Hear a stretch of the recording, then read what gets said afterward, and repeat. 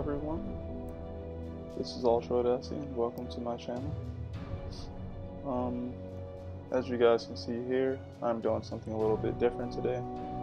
I got a few requests last week, but actually it was more like 2 weeks ago. But anyway, from 2 people on my Facebook art page, and they wanted me to post a video talking about or showing, obviously, my process in which I work in Manga Studio. So here's my attempt at that, but I still have a good amount here today, about 18 minutes worth, I believe, but I just want to get into it. Okay, so at the moment, well, as you can see on the video right now, I am basically going around and I am selecting some areas. These areas are basically areas in which I'm going to be placing tone for the item in which, that it needs to be. Usually my process consists of a few parts. I usually start off, opening my documents, my page up after I've edited, small edit in Photoshop, basically editing my blacks, making them darker, making my whites whiter, fixing little small mistakes here and there, and then I'll just ship it off to Manga Studio, open it up in Manga Studio, and that's when I begin. I guess I want to talk about actions. I just recently learned about actions. If you don't know about actions, well, let me tell you, they're pretty awesome. For me anyways. Actions are basically these things that you can record, and they record a series of events that you do in the program. Probably not explaining that as well as I could.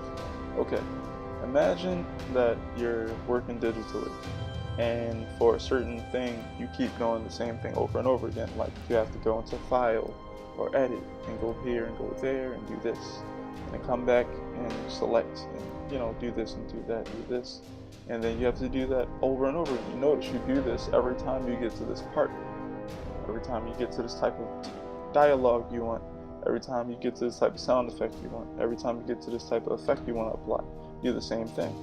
Well, recording an action is what you probably want to do. Recording an action is basically, you just recorded your action and you do it that one time, it'll save it, and basically after that you never have to do that process again. You just click the play button and you do it. For example, little thing that I do, since I know that I'm going to be working in Manga Studio and I know that I'm working on a certain manga, one of the best actions I have, I would say, is my folders action. This helps me stay organized with all the different things that I'm going to add digitally, and it's just a great way to optimize my work.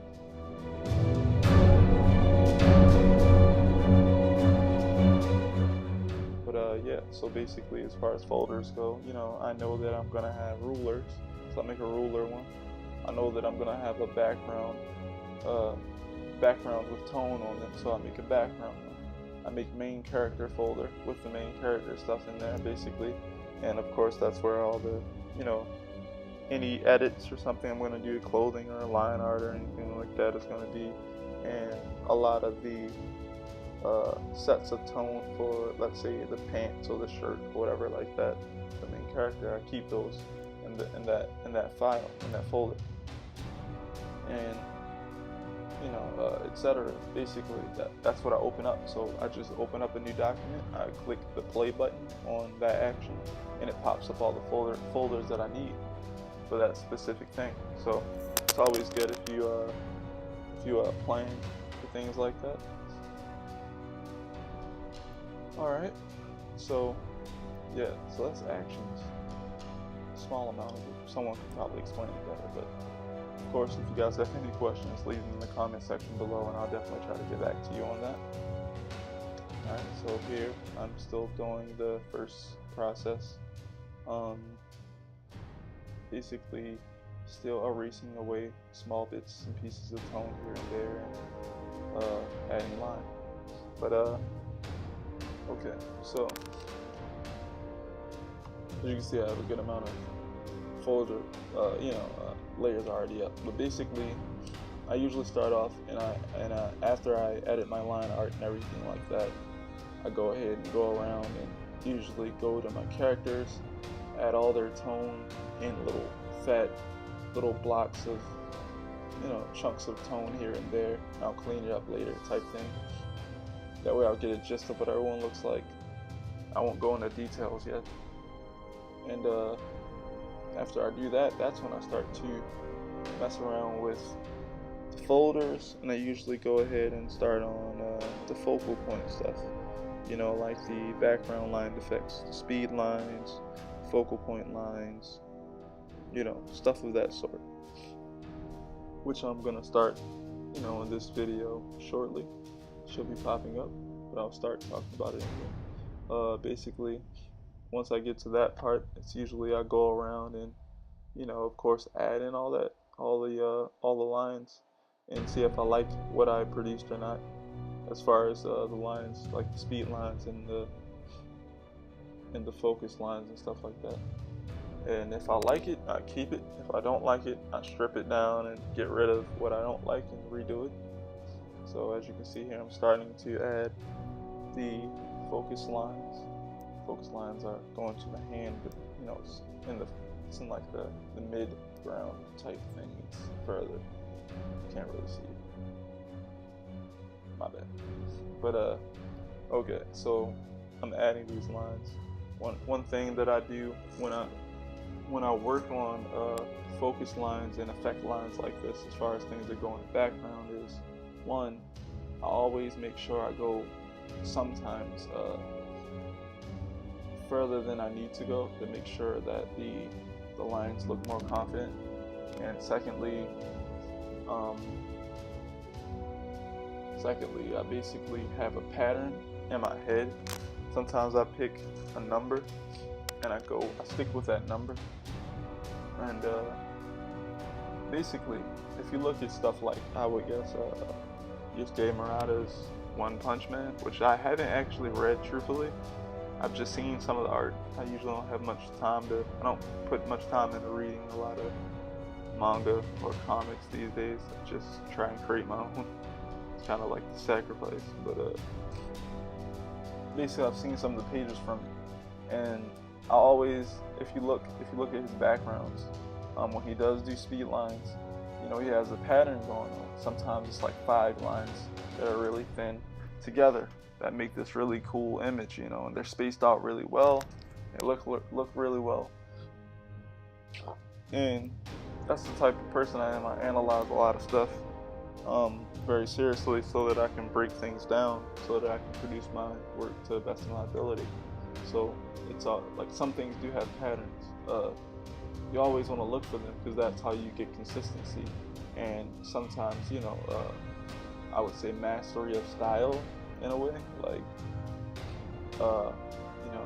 you can copy a lot of other people all you want, but if you don't break things down to the essence of where they're getting, what it's coming down to in the end, then you'll never really understand why everything works the way it works. You gotta go all the way back to the basics sometimes. Sometimes things are as simple as they seem, but most times they aren't.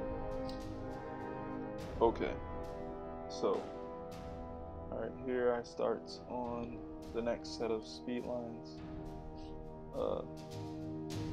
This video's it's a lot of footage not here, so again I apologize for that.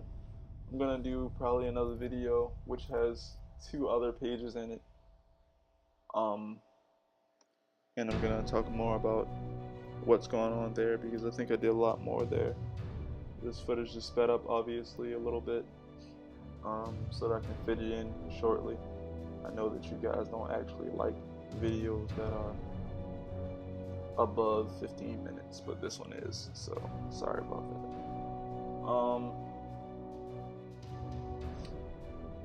I want to talk more about the process instead of what you see, because technically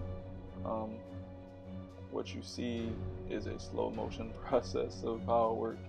I want to talk more about the actual process after this, so bear with me. I want to try and speed through it as well.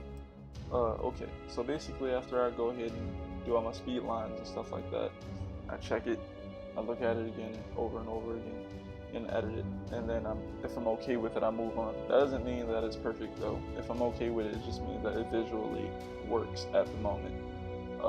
It may not work later when I look at it again, but visually at that point in time, I like it and it works. So I'll go on, and after I put the rest of the lines here and there in the background that I need for each panel, I go ahead and figure out what tones are going to be in the background. You know, if there was a special effect tone or emotional tone effect design that goes in the background, I have to make sure I overlay it correctly, and then I have to make sure that I select the characters so I can pop them out of the background so that they stick out properly. Then after I do that, that's basically the phase. After I get all the characters in their right tones, and I've fixed all my line art, and obviously added my frames, because I add my frames digitally too, and I check everything like that. That's when I start getting into the detail phase. The detail phase usually is just me going over and checking even more line art. It was like extra checking, extra editing. That's when I go into the details of things and make sure that all my tones are laid down properly and that there's no holes here and there. You know, sometimes you put down tone, but you leave a white space, but you don't want that there, obviously, so you gotta make sure it's not there. I added an extra line, speed lines, or anything like that. And after I get that certain amount of fire, it's basically a fight, because it's 75 to 85% done. So at that point, there's only dialogue, word bubbles, sound effects. I personally believe that sound effects aren't that hard for me. I don't know. It just doesn't take me that long for sound effects. As far as dialogue goes, I would guess it's all about script and how you feel. I think that if you're trying to make a very memorable moment, it's hard because you're pushing yourself to make your character say something epic or, you know, something memorable at that time. But I think if you only worry about their character, those epic moments will come. I mean, like, obviously you want moments to stand out in your story, but I think it's hard to,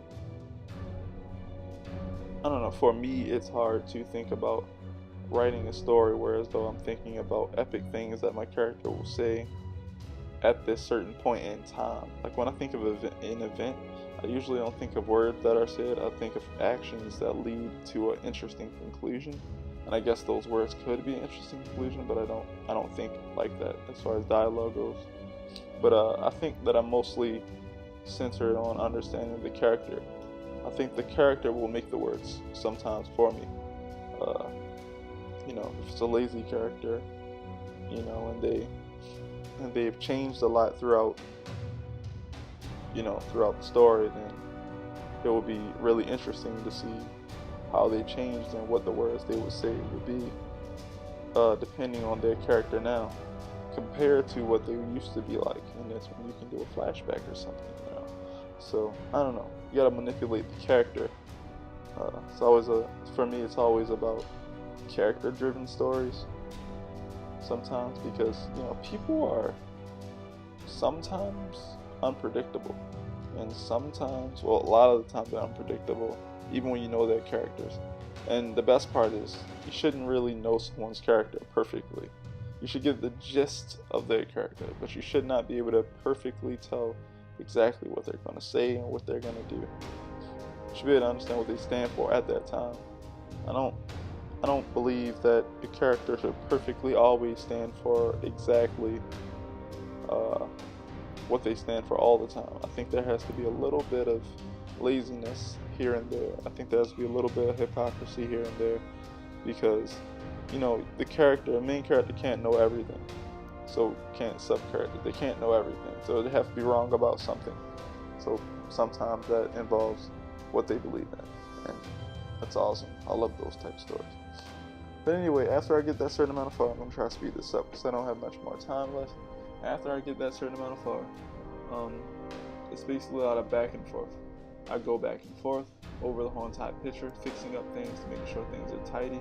I'll go back and forth, making sure that all my tones are correct, all the backgrounds are correct, and adding little bits of detail here and there where I want people to pay attention better. And then I also do a lighting phase, and basically I go ahead and open up a new layer. I make the layer a color layer or a grayscale layer, and I usually use what is this tool called? What is this tool called? Hold on. Can't remember the name of the tool. It is a tool that is called the water brush. Sorry, you guys. I'm very tired. It's like 2:30 in the morning, something. No, it's almost 2. My bad.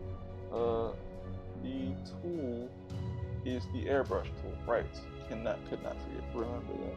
The airbrush tool, and what I use that for is a lot of subtle gradation. It does a really great job at subtle gradation. Definitely when you hook it up to pen pressure, so it does a really good job. So I basically use that in tandem with my tones to get a nice understanding of lighting here and there. And I have a rule that I don't use it as much as I can because I like it too much, so I only use it a little bit here and there. But anyway, I think that about wraps it up. Basically, after I get that far on the imagery, as far as things go like that, tone and stuff, that's when I go ahead and do sound effects. And as far as sound effects go, I think they're fast for me, so I've picked maybe 2 font types that I use, and I can differentiate them differently depending on what I need them for. After that, I do dialogue at the last minute, because usually it's either set in stone in the script or after the image is created, and I look through, what I want the character to be like and all the good stuff and what they stand for. Now I know exactly what I want them to say, and I type it up, or I don't, and it's bad writing, and I don't want to look at it, and I write it, and I look away from it, and I come back like a couple days later to fix it, and it looks a lot better now. Sometimes you have to really step away from what you're so proud of to see what's wrong with it, because it's usually something right in your face. Alright guys, thank you guys for staying with me for the duration of this video. I really appreciate it. It will be, I guess, a new series. I'll probably post a lot more of these. Oh, I have a question for you guys. If you guys have any suggestions for a good software to record your screen and capture your screen footage, I would like to know, because the one I'm using now I don't like very much. It's okay, but I don't like it very much. I want to record for hours, not 30 minutes at a time or something. So if you have any suggestions for that, I would very much appreciate it. I thank you again for making it to the end of this video, and checking out any of my videos. If you enjoyed the video, please like it. If you know anyone, who might also be interested in these type of videos, please share my video. It will help a lot. Of course, if you want more videos, please subscribe to my channel. It helps me a lot. If you have any suggestions, any comments you want to give me, any critiques or anything, leave it in the comment box below. I believe in the description box there's all the links that you need from me in there. Also for this soundtrack that I keep using, that's in there too.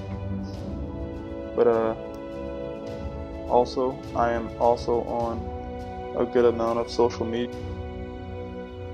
Also, guys, if you want me on any other social media, please tell me.